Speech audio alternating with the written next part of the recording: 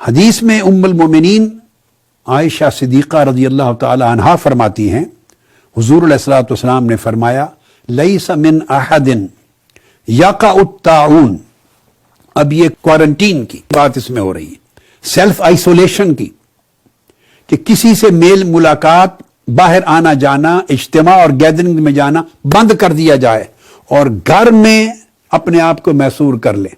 پہلے اس حدیث میں جو میں کوٹ کر رہا ہوں، اس میں اپنے شہر میں، اپنے علاقے میں، اپنے ایریا میں خود کو محصور کر لینے کا ذکر ہے. اس کے بعد گھر کا ذکر آیا، وہ اگلی حدیث کوٹ کرتا ہوں. تو آقا علیہ السلام نے فرمایا جب طاعون واقع ہو جائے وَيَمْكُثُ فِي بَلَدِهِ صَابِرًا مُحْتَسِبًا، تو پھر اس شخص کے لیے حکم فرمایا کہ وہ اپنے شہر میں صبر کے ساتھ بیٹھ جائے، سفر کرنا بند کر دے، ٹریولنگ بند کر دے، صبر کرے، ہنگامہ آرائی نہ کرے، اپنا حوصلہ نہ ہارے، اللہ پہ اپنے توکل کو ختم نہ کرے، ڈپریس نہ ہو جائے، صبر کرے. ایک مرض ہے، تکلیف ہے، آئی ہے، انشاءاللہ کٹ جائے گی.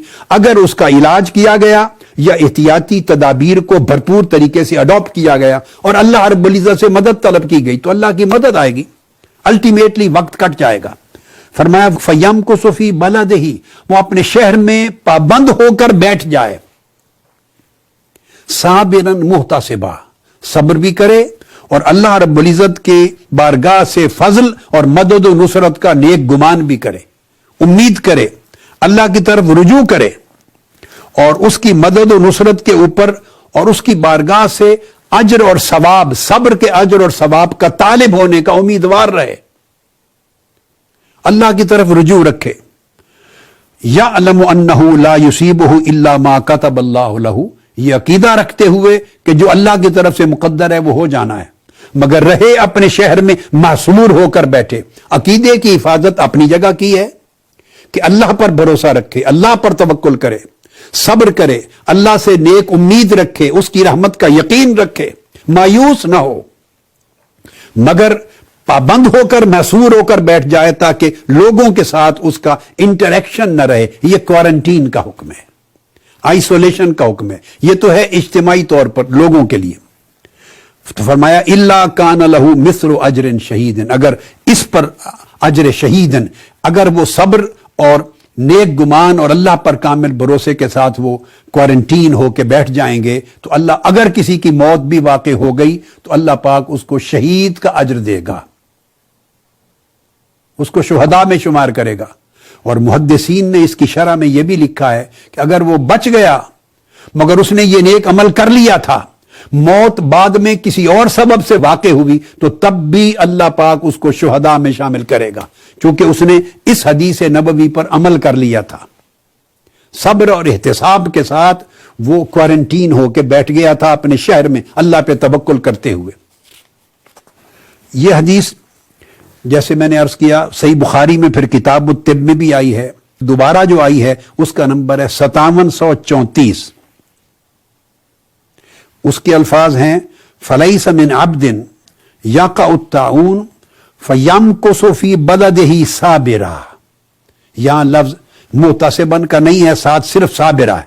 فرمایا کہ طاعون اگر آ جائے تو وہ اپنے شہر میں صابر ہو کر محصور ہو کر بیٹھ جائے. یہ حکم ہے ایک کولیکٹیو علاقائی بنیادوں پر لاک ڈاؤن کر دینے کا. لاک ڈاؤن کا کنسپٹ براہ راست اس فَيَمْكُثُ فِي بَلَدِهِ صَابِرًا، جس جس خطے میں ہے وہاں لوگ پابند ہو کر بیٹھ جائیں، صبر کریں اور اللہ کی بارگاہ میں التجا کریں. اب میں اس سے آگے ایک اور حدیث بیان کر رہا ہوں جو حضور نبی اکرم صلی اللہ تعالی علیہ وآلہ وسلم نے ارشاد فرمایا. اس کو امام احمد بن حنبل نے روایت کیا. یہی حدیث ہے ام المومنین حضرت عائشہ صدیقہ رضی اللہ تعالی عنہا سے مروی. امام احمد بن حنبل نے روایت کیا اور مسند احمد بن حنبل میں حدیث نمبر ہے 26139، 26139. یہ مسند احمد بن حنبل کی حدیث نمبر ہے. اس کے اندر مسند ام المومنین عائشہ صدیقہ کے اندر. اب اس میں آقا علیہ السلام نے فرمایا فَلَيْسَ مِن رَجُلٍ يَقَعُ الطَّاعُونُ، جب طاعون واقع ہو جائے تو ایک شخص کے لیے فرمایا جس کو بھی یہ واقع ہو، یہ مرض لائق ہو جائے، فَيَمْكُسُ فِي بَيْتِهِ صَابِرًا مُحْتَسِبًا، تو وہ اپنے گھر میں بند ہو کر بیٹھ جائے، مارکیٹس میں نہ جائے۔ فَيَمْكُسُ فِي بَيْتِهِ، باہر نہ نکلے، فیملیز کے ساتھ اب انٹریکشن نہ کریں، رشتہ داروں کے پاس نہ جائے۔ اب اس میں فَيَمْكُسُ فِي بَيْتِهِ کے معنی کو سمجھیں، اجتماعات میں نہ جائے، خواہ وہ دینی اجتماعات ہیں، خواہ وہ سماجی میل ملاپ کے اجتماع ہیں، خواہ وہ سیاسی اجتماعات ہیں، کوئی گیدرنگز میں نہ جائے، گھر میں محصور ہو کر بیٹھ جائے۔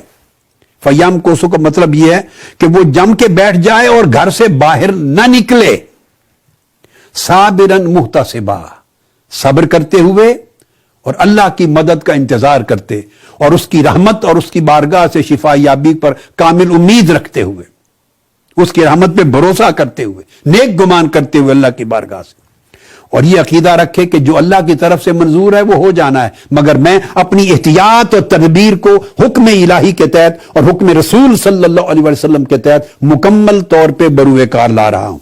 فرمایا الا کان لہ مثل اجر الشہید، اس شخص کو اللہ پاک شہید کا اجر دے گا، اس کا مرتبہ شہداء میں ہوگا، خواہ اس کی موت آ جائے اس مرض کی وجہ سے، خواہ اس وقت بچ جائے بعد ازاں کسی اور مرض میں مبتلا ہو کر اس کی ڈیتھ ہو، دونوں صورتوں میں اللہ پاک اس کو درجہ شہادت سے محروم نہیں کرے گا۔